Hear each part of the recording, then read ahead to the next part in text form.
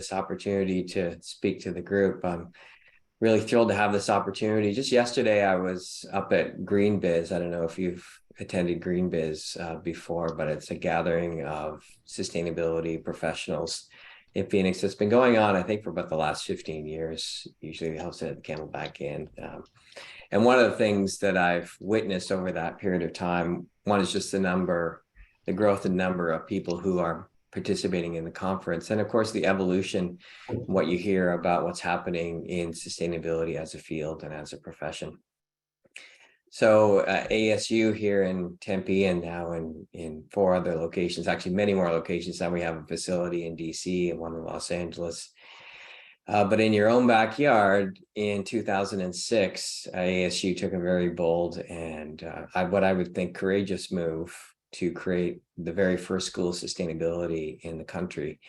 And now we're seeing these schools crop up all over, which is wonderful to see. And I'm happy to report that most of the schools that were created have at one time or another come to visit us here in Tempe to try to figure out how we did what we did. So the big news last year was Stanford University received a donation of $1.1 billion, the most ever, to create a new school of sustainability. So that was further legitimization of a good idea that started right here in Tempe, Arizona. So hometown proud, I guess. I also live in Tempe, by the way. I'm a resident of Tempe. So what I want to do was just talk about the nature of what we've seen with sustainability careers over the last 10 years. That's one thing I'm becoming increasingly interested in. And the reason why I'm interested in that is because it's my belief that if we are going to see real change, we have to link sustainability and sustainable behaviors to livelihoods. So instead of having people think about sustainability when they're standing over the recycling bin or reading a newspaper article or watching a documentary, actually thinking about that on a day-to-day basis tied to jobs and careers associated with sustainability goals is, I think, one of the really important ingredients for seeing the change that we want to see. So I'm going to talk a little bit about sustainability, jobs, and careers. I'm not the only one thinking about this. Lots of companies and organizations are. I can tell you again at GreenBiz just yesterday, one of the problems that companies are having is just hiring enough talent. We have data and evidence to demonstrate that, but even on the ground, there is a huge gap between need in this field and people who are qualified to take on those positions. And I see some nodding heads, so I'm guessing you've had the same issue yourselves. So what I'm going to do, David, is just share my screen for a moment and just walk through a few things that we've been doing to try to understand the nature of what's happening with sustainability, jobs, and careers, and what we're doing about it with partners here at ASU to try to address it. So I mentioned the school, founded in 2006. We now have 13 plus degrees. One of the things that I want to point to in particular is not long after we created the school, we started getting phone calls from businesses and organizations, initially in Arizona, eventually around the country and around the world, saying the conversation usually went something like this. I've just been appointed the new chief sustainability officer, and I don't know what sustainability means. Can you help me out? And so we recognized that there was a learning and training opportunity that we could fill. And we do this because this is our mandate. This is our mission as an institution of higher education. But in sustainability, as you know, this is an interventionist field. And the way that we make things happen is by providing opportunities for people to learn, obviously, but to take that learning and apply it in ways that lead to the better future that we want, that we all want. So within all of our degrees, and I can talk about those in great detail, maybe some other time, but within all of our degrees, we have a very strong focus on applied learning, on experiential learning, making sure that our students understand the complexity of the world that they're about to enter into, and trying to find effective means and strategies for getting to the future that we want and that we need. But in particular to what I was just talking about with those executives, one of the things that we did is we created a degree program, an online degree program, because many of the individuals that we spoke with had full-time jobs, did not have the flexibility to come to ASU, to beautiful Tempe, to spend a couple of years with us doing a master's degree. So this is our fastest growing degree program right now within the school. It's an online master's of sustainability leadership. It can be done actually in about a year and a half. Sometimes people finish sooner than that. And here's just a quick synopsis of the kinds of courses, just to give you a sense of the kinds of things that we're doing. Folks, often, as I said, working professionals, providing them with the skills, but more importantly, the mindset of understanding how sustainability can work and should work in the workplace to accomplish goals and meet the goals of organizations, but also the broader sustainability goals that we're all hoping for and working towards. We also, within the school, invested in an executive education program, because that online master's degree, you can do it, but it means extra time on the weekends and evenings to get that degree done. We created an executive education program that has shorter, more concentrated workshops. We've tied some of those to, in some cases, very specific kinds of standards, like the Global Reporting Initiative, the CDP protocols, and others.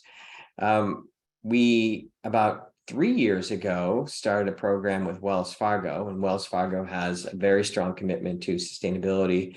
They were able to provide us with some funds to create this initiative called Sustainable Earth. And the reason I'm pointing this out to you is because we've been able to use these funds to create a series of free and online and at your own pace certifications. So I should show you a few examples of those. And I will share all of these slides and links with David and Jonathan afterwards if you want to take a peek. These have been very popular. So we've had people, again, from all over the world who found us. And I know these are introductory courses, but at least it gives people a sense of some of the key issues, metrics, and reporting frameworks for dealing with things like sustainable supply chains, what is circular economy, foundations of organizational sustainability, ESG reporting.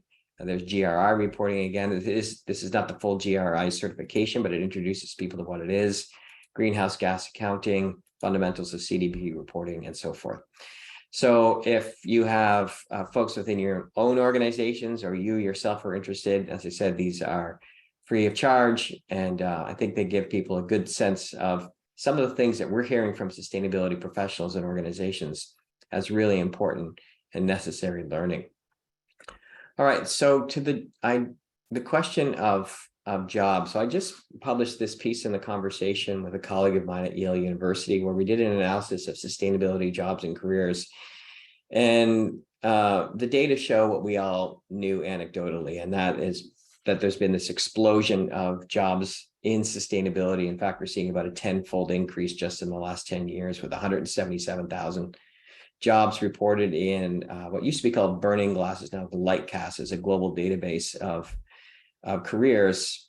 Just in 2021, there's 177,000 jobs with sustainability in the title. So the question is, how do we respond to that? And we came up with 4 ways of doing that. One is universities and colleges need to play a larger role in providing training for students who are interested in sustainability. And that can be degrees in sustainability, but can also be architecture, it could be engineering, it could be public policy, it could be art. What's important from our perspective and from others who've entered this space is we recognize that sustainability is not something that a single discipline owns or should own, but it's really a way of addressing problems, understanding problems, and creating effective interventions that should be open to anyone from any way of knowing, any knowledge systems, any disciplines. So that's one way, but we think that that's insufficient to be able to meet the scale and speed of the creation of these new careers. So we think there's also opportunity for what I just showed you is micro credentials or shorter courses for folks, again, who don't have the time or the resources to take on full-on degree programs. So we've done that here at ASU, but other universities and other companies have done the same thing. The third way that we have suggested that this can happen is for specializations working with organizations like Google. I'm going to show you that one in a moment, where we've created slightly longer learning opportunities that in this case are laser focused on creating pathways to jobs in this rapidly growing field of green jobs and sustainability jobs. And the last way that we're seeing as well, and we've spent a lot of time talking with larger companies, is training in-house. So corporate training, Microsoft has invested a lot of money to try to increase the learning to meet their own sustainability goals within that organization. But PwC, Ernst & Young, all of the big, Deloitte is one of the largest employers now in sustainability. All these organizations are looking for people who are coming out of colleges and universities, but they also recognize to meet their needs, they simply have to do more training in-house. I mentioned Google. So this has been a really fun partnership. About 3 years ago, the chief sustainability officer of Google reached out to us and said that they recognized, as others do now, that green jobs and sustainability jobs are rapidly growing, and that there was an opportunity to develop short certifications in order to provide people with the learning and the education to be able to enter into these fields. So Grow with Google is started as an internal professional development organization for Google. And then about 7 years ago, they created an IT certificate. And this IT certificate, they worked with Coursera on this and decided not just to make it an internal professional development, but also to offer it externally. They've had hundreds of thousands of people go through this certification. So when we had the chance to work with Google on this, obviously a large organization that knows how to market and reach a lot of people, we jumped at the opportunity. Because again, one of the things that we need to do is to be able to scale up quickly to meet the needs, and also to scale up quickly because we need, as I mentioned right at the very top, we need an army of people who link their livelihoods to sustainability thinking. We're really going to create the future that we want. So we worked with Google over the course of a few months. And what we did is we created a specialization that can be added on to the project management certification that was developed by Google itself. So down here at the bottom, we're not the only one who did a specialization. Columbia, the School of Engineering at Columbia created one also in construction specialization, and we created one in sustainability specialization. So this launched in November of last year, and we've already had over 1,000 people sign up for this certification. This is done in partnership with Coursera, so it's a low-cost, low-barrier entry into this certification. So I think Coursera charges something like $39 a month. So if you want to finish the entire certificate in a month, you're able to do so. And because the goal of Grow with Google is to increase the number of people who are eligible for jobs in this field, another advantage of working with Google is that we'll be able to track the effectiveness of this program. So I'm really bullish on this, and increasingly convinced that as much as I love and admire everything that we've done here at ASU with our own students in degrees in sustainability and other fields like sustainable engineering, that we really need to start thinking about alternative models for learning, not just for 18 to 22-year-olds, but K through gray, in order to create the learning environment, the mindsets, the specializations that will get us to the future that we want. And so with that, David, I'll hand it back to you for any questions from the committee. I love that phrase that you just used, and I want to make sure I didn't mishear it, but you said K through gray. Correct. Yeah. I've never heard that before. I love it. Awesome. Does anybody have any questions they'd like to ask? Well, I would like to make at least a comment. I got the certificate from Coursera on careers and sustainability. Oh, you did? Good. Thank you. And I really enjoyed it. Mm-hmm. It really helped me get the terminology. A lot of that's just starting to pop up. And the peer grading was very interesting going that, but it's kind of, I thought that was interesting. I thought that, I don't know if that's innovative, but it's innovative to me, but just seeing how other people think and all that. Yeah. And with something like that, just from a practical perspective, Mike, there's no way that we could grade, 20,000 projects, right? Or assignments that people do. So trying to think of new ways to be able to scale this and scale it quickly means that we need to think about new ways of assessing as well. But yeah, a customer, that's great. Glad to see you. that you're actually taking the specialization. But I'm more on the gray end than the K end. Mm-hmm. Young at heart, though, right? Yep, you got it. Yeah. Yeah. Mm-hmm. I mean, That was actually one of my questions, Chris, was, where are people coming from? Like what business, what sectors of business are people coming from to take these courses? I guess the Google certificate specifically.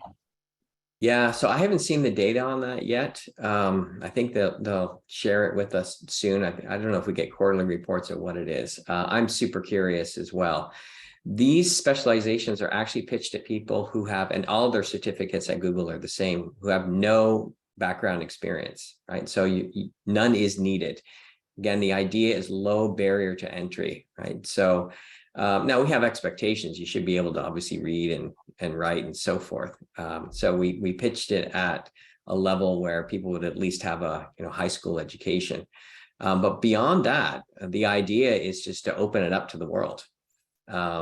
Again, because we need a lot more people engaged in this space, but we also want the diversity of backgrounds that we think is necessary in order to make sustainability successful. So we don't insist that you be, an engineer, or that only people from a science background or only people from a policy background do it. It's really meant to be applicable to anyone, any background.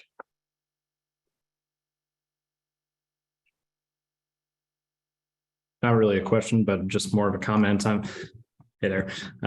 Great stuff. Really like the sustainable earth. I didn't know that existed. I'm in progress right now with it's called ESG, fundamentals of ESG and sustainability reporting or something like that. Yeah. Course, but this is great to supplement across a bunch of different topics and areas. And me and Jessica have just been pinging in the background. We'll definitely be sharing this with our greater slalom team too. It's a great resource. So thank you. Yeah, please do. And one of the great things is that people have been finding it from all over the world. So I get messages from literally almost every continent saying, thank you for this resource. So yeah. And again, it's all pitched at the idea that we just need so many more people engaged in this space to meet demand and obviously to meet the larger goals of sustainability. Maybe just building on that, is there a framework of community that exists beyond the certification? So once you do it, you have all these people who've come together. Can you speak a little bit to what that might look like? Yeah, it's interesting because I don't think anyone's completed the certification yet. So I'm curious to see what's going to happen afterwards. I hope that's the case. I will tell you that certainly within the School of Sustainability, we have our alumni, right? And they're a very active group. And they bond and look after one another and everything else. So I hope that something like that occurs for the certification. But it's actually a really interesting idea. And I don't know if Coursera or Google has actually looked into what happens. They track who gets employed and where they get employed and so forth. But I don't know if they've actually tracked the creation of community for people who are in it. It's a really fascinating idea. So I'm going to take that up with them. So thank you. We would love to assist with that and embrace them here. I know I can probably speak for the committee in that.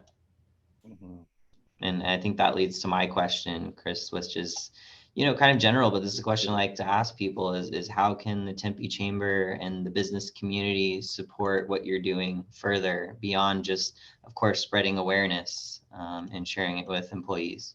Well, first of all, let me thank, I know many of you on this call have hired our graduates. So thank you for doing that.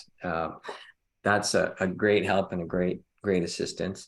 The second thing is that many of you have also provided, I'm looking at cul-de-sac here, internships for our students.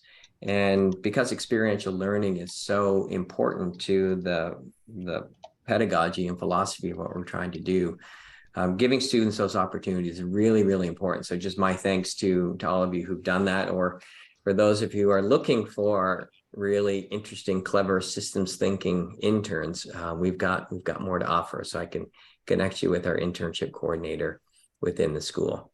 Now I'm speaking on behalf of the school, but of course there's, as I mentioned earlier, sustainability is not owned by the School of Sustainability. So there's students in engineering, there's students in business. We have a very, very large business and sustainability program. So those students are also looking for internship opportunities. So I guess what I would ask is, if internship coordinators do reach out to you, not to delete their emails. Chris, I know we're about to look at hiring a sustainability intern here at the chamber. Yeah. So I think I would love to connect with you further on that and engage those coordinators and further connect them with employers. And, when people aren't getting, when people aren't responding, I would love to even just make those calls and encourage them to engage. Yeah, that would be lovely. Wonderful. Do we have any more questions?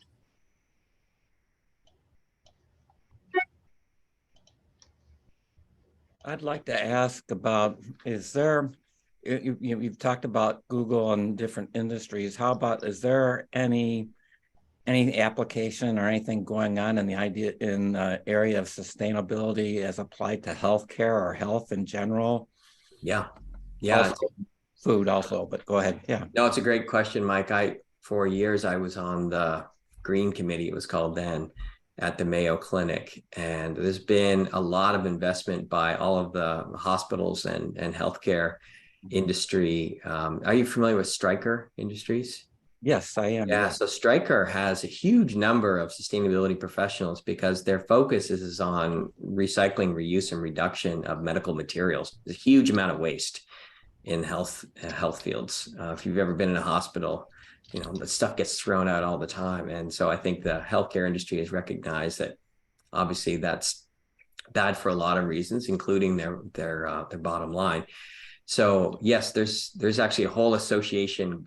I forget what it's called, but it's basically sustainability and green approaches to healthcare industry. Okay. And there's obviously another place where you can make a huge dent because the healthcare industry is so large that even small changes aggregate to significant impact. Okay, good. Thank you. Yeah, I'm glad you asked that question because, when we first started graduating students, we thought they would end up working in energy and material like waste management and, water issues, because those are the kind of classic sustainability things. But we had very early on, I think I talked to David and Jonathan about this. Early on, we had a cluster of students that ended up working in the apparel industry. I said, what the heck's going on? We weren't teaching fashion or not even supply chain. That was happening over in the business school. But one of the really remarkable things has been watching how sustainability as a way of thinking and also as an operational principle has ended up in all industries. So we have students working in, you name an industrial sector, and they are there. So, and I think the reason it happened for a lot of reasons, but what was really, really critical was when sustainability moved from this idea of a burden and a responsibility to an opportunity. And I'd say that happened about 10 years ago when organizations started to recognize that sustainability was actually a profit-making venture. It led to more innovative thinking that wasn't just about saving money on resources, but more innovative approaches and thinking that opened up new markets that actually allowed companies to, in essence, find greater profit and fulfill the needs and goals of their investors. And the other thing and going back to what I heard yesterday, is that increasingly we're finding that companies, in addition to those reasons for adopting sustainability principles, is that when they're hiring, trying to hire and retain young talent without having a sustainability strategy is becoming increasingly difficult, because this generation of graduating students wants to work. They want to work for a company that has that as a core purpose and a core philosophy. So there's been lots of reasons why I think it's been taken up across the board. Okay. Well, great. Chris, I've got maybe one question, maybe this question to end on here. Yeah. What's something that, because I like a real tangible takeaway here. So what's something that we can do personally as citizens and people and employees, this week or this month to contribute to a more sustainable city and society? Well, I'll just point to one thing that I just gave to as a resource. Take one of those certifications, get a micro-credential in it, or ask a neighbor to do the same thing. Love it. Okay. Thank you so much. All right. Well, thank you again. It was a real pleasure speaking with all of you, and keep doing the good work that you're doing. Thank you Absolutely. so much.